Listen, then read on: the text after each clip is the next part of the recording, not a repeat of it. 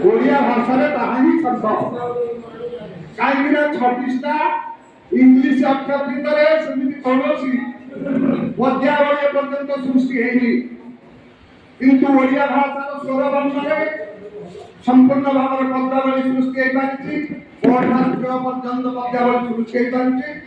तेणु से जो नीतिजुगिया कवि मध्यजुगिया कवि आधुनिक कवि समस्त कवित्वर प्रतिभा एकत्रित कर जने पूर्व आलोचना भितर सूचना करते गणित शिक्षक जने गणित शिक्षक से बुद्धिजीवी से ऑलराउंडर से साहित्य दक्षता भी हासिल कर पारे जोग्राफी भूगोल मानसिकता से दृढ़ हो इतिहास भूमिका से रही तेणु सब दृष्टि देखा गले रीतिजुग मध्यजुग आधुनिक कविता समन्वय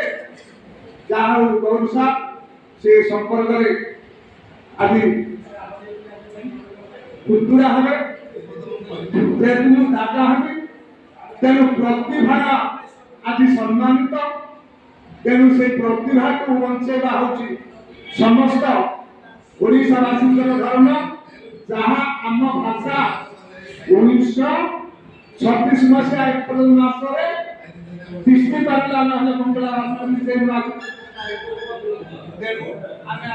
को बंचेवा नीति कही